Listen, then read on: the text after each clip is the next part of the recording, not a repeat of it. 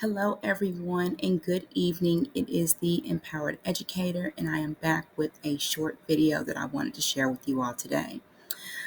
Our class this week is going to be preparing to take the MAP assessment, and that is basically a summative assessment that we use district-wide to help us measure the growth and RIT bands of our students. It helps us see exactly where our kids are and what content our students are ready to learn inside of the classroom space. So, before we actually take that assessment, um, I'm going to be talking to my students about social emotional learning because sometimes when we take tests, we know that that can be a trigger or a trauma trigger for some of our high need children. So it's always nice to preface the assessment with some motivation so that students feel empowered to do their best on their test. So the curriculum that we utilize in our school is called PATHS. It stands for Pathways to Alternative Thinking Strategies, and it is a curriculum that I have found favor in when it comes to talking about feelings that students might experience and how to deal and cope with some of those feelings inside of your life as well as your classroom. So, on the screen in front of you, you all can see my presentation that I'm actually going to share with my students. And it's basically just a lesson that incorporates the into, through, and beyond workshop model. So this is what my lesson plan starts off looking like. And I do like to use digital resources just because it's a little bit more interactive than just talking at the students. I think that visual learners respect having something to see to help them take in the information that they are learning.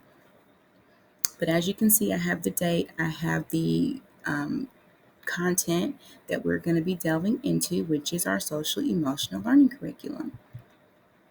From here, I just go over, what our ROAR rules are. ROAR is something that we practice as our school climate and culture. I go over those with the class, and again, they have those memorized. They can tell you what number 4 is because they have them very well down pat. PASS also has a complementing activity that I absolutely love, and in this part of the lesson, we pick out who our past kid is for the day, and we compliment them based on the ways that they look, things that they have, things that they do, and the way that our past kid behaves. And then from there, we go ahead and jump on into the learning activity. So I always start off with the learning goal because I want students to know what they're going to be able to do by the end of this lesson and really what the purpose is, okay? As educators, we need to know what our why is in the learning space, and when we are addressing or teaching our students, they should be able to explain to others what they are learning inside of that classroom and what they're taking away from this lesson. So we'll echo read, I can describe feeling confident. And from there, I will give them some information about what confidence means. I will ask them to share times where they felt confident. And this is what the feeling face card looks like for that feeling. Students actually have a physical card that they will color once we get finished really delving into what it is, looking at examples. We'll talk about whether it's a comfortable or an uncomfortable feeling. And of course, feeling confident is a comfortable feeling, and I have it bold and underlined inside of the comfortable category of our chart. Then you can also see other feelings that we have learned about through the past curriculum. Now, this is the part I really want to show you all, and I want to show you how I utilize photos of my own students to represent confidence.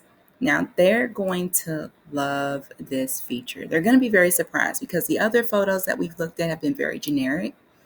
They've been photos of other people and other illustrations of individuals that we don't know. So when they actually see photos of themselves, they're probably going to be like, oh my gosh, look at me. I'm in Miss Hogan's lesson plans.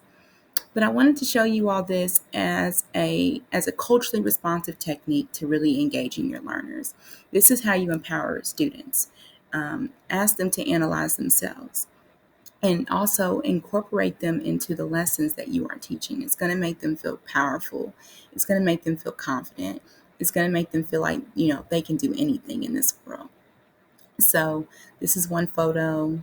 This is another of another student in my room.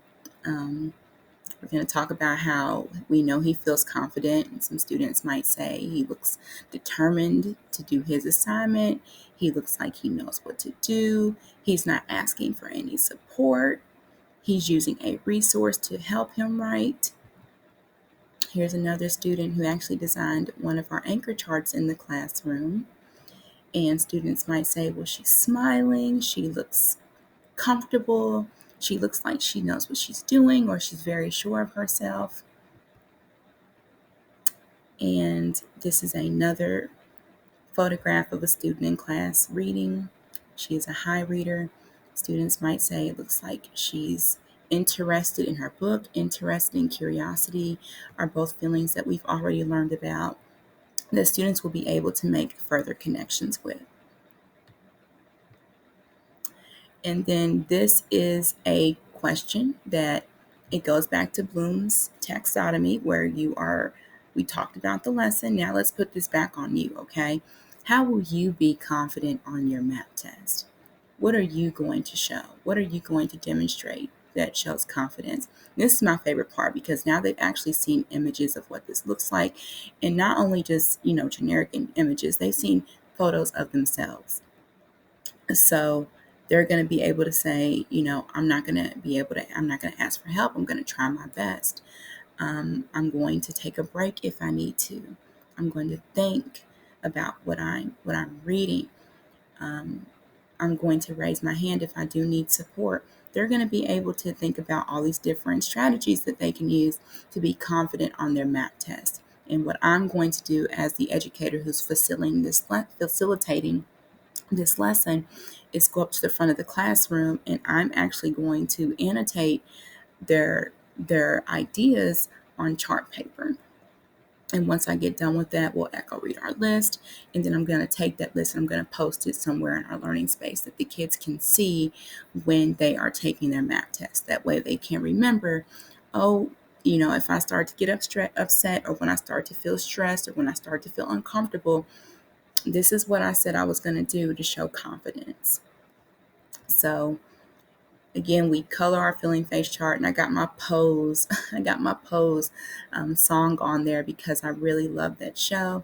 And then I always encourage the kids to show us their model their confident feeling face, or what that looks like in your body language. And they love to stand up and do this for about 10 seconds. And then we wrap up our lesson with a quick self-evaluation. Can you describe feeling confident? And everyone is going to give a thumbs up. And I need to fix that because it says feeling confidence. But that is the message that I wanted to share with you all today. Continue to empower and ignite that intellectual curiosity with your students and make the difference in your classrooms. I am the Empowered Educator, and I hope this message was helpful to you. Good day.